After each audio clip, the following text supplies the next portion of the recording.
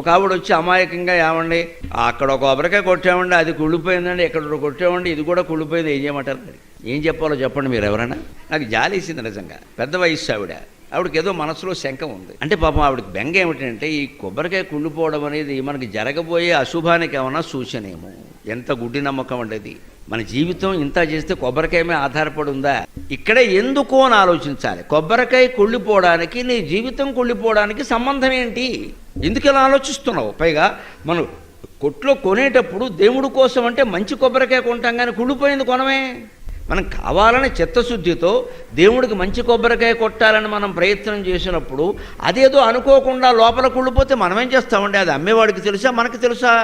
అలాగనే ఏమండి దేవుడికి తెలుసు కదండి, నా చేతికి మంచి కొబ్బరికాయ ఇచ్చేలా చేయొచ్చు కదండి, దేవుడికి వేరే పని ఏమి లేదా? నీ కొబ్బరికాయ లెక్కెట్టుకుంటూ కూర్చుంటాడా?